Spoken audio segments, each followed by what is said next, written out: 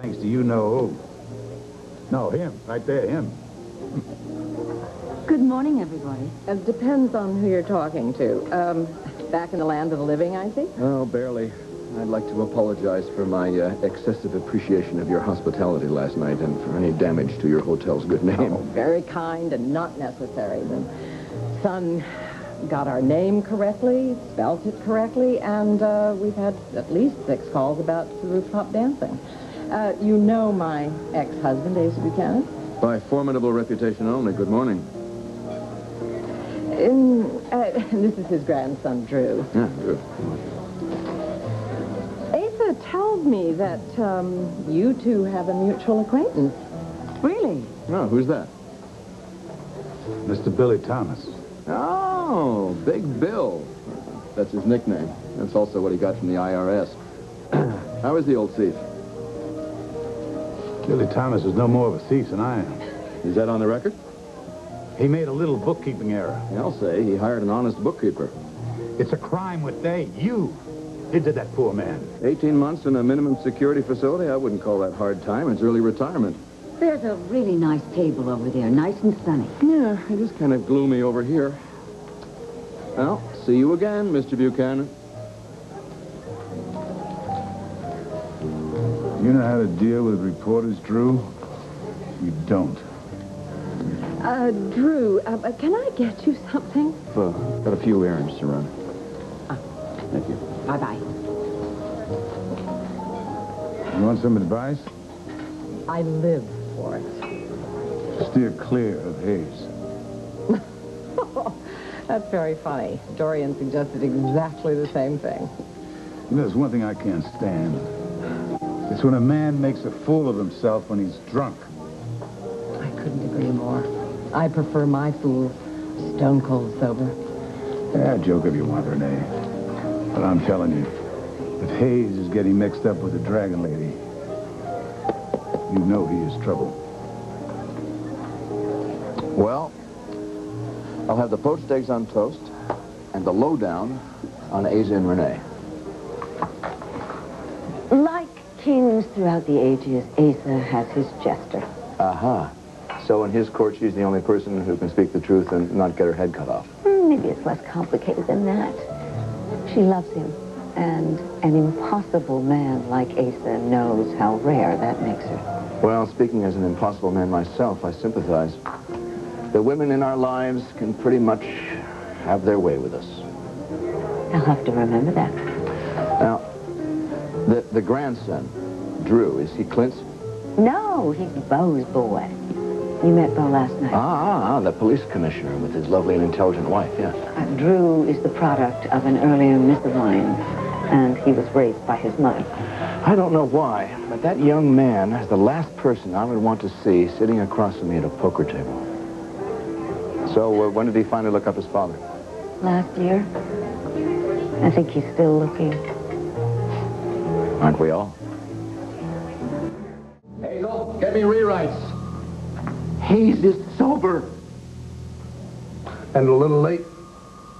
Oh, I gather I very likely incurred the wrath of Madam Publisher. Well, let's say Vicky took a rather dim view of your rooftop escapade. Well, confidentially, I have an even dimmer view of it myself, and a dimmer memory. Well, I'm just the editor around here. As long as your stuff is on my desk on time and accurate, I'm happy.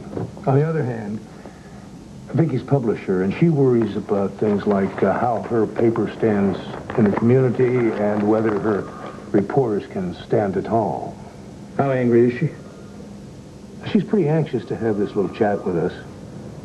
I just found out how she's getting back from Baltimore. Well, how? Limo. Try helicopter. She hired a helicopter. I wish she hadn't gone to all that trouble on my account.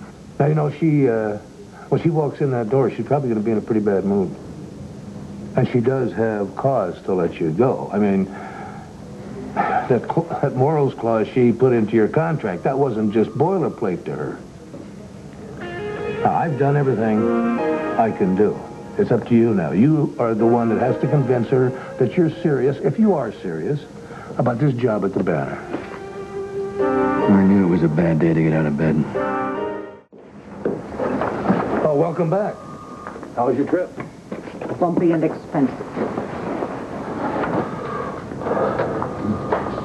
Where's Mel? Did someone summon me? Yes, come on in. Hi. Good morning. And how are you feeling? Quite recovered. Thank you. And I want to apologize for any embarrassment my behavior caused you or the banner. You know, Mel, this is not really why I'm so angry with you. I expect that among all the members of this staff, there is every vice, every sin, every obsession that I have ever heard of, and probably quite a few that have never even occurred to me, except one, dishonesty. If I can't trust everyone who works for me, then we're sunk. Now, I was reluctant to hire you. A few phone calls had me convinced you were a risk, but you stood before me and you said you wanted this opportunity because you wanted to save your life, which I assumed meant change it. I still do. Really? How can I believe that in view of what happened last night? How can I ever trust you to change? I can't even trust you to show up on your first day of work with a clear head.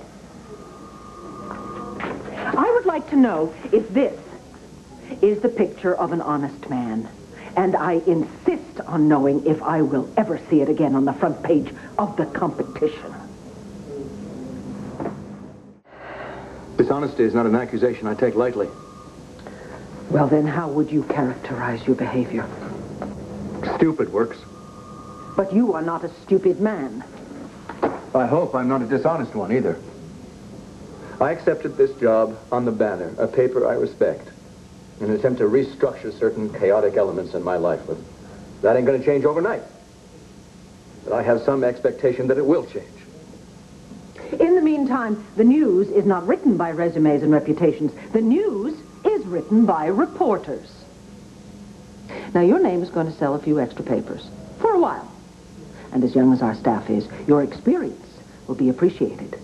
But for what we are paying you, we expect big results. And I personally expect you to work just as hard as any other member of this staff and not to make a mockery of their efforts or your own.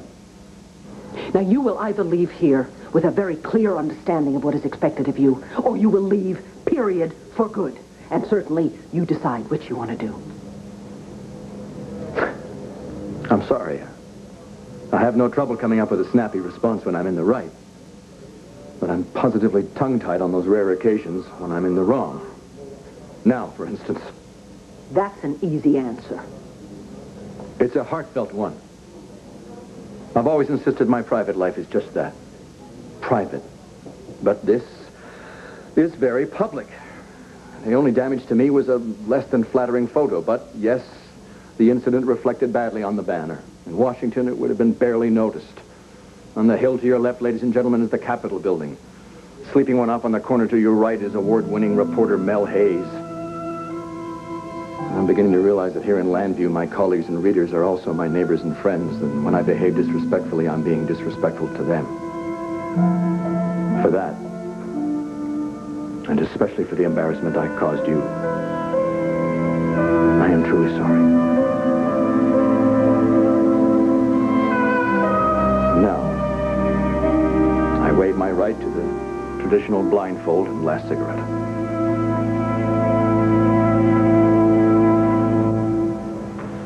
Your execution is canceled. I accept your apology.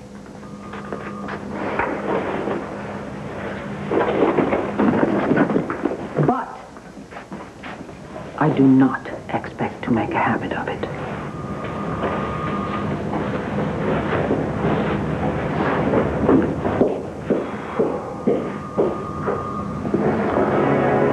You're good. Not that good. I meant every word, I'm afraid. Vicky was right. I hate that in a publisher.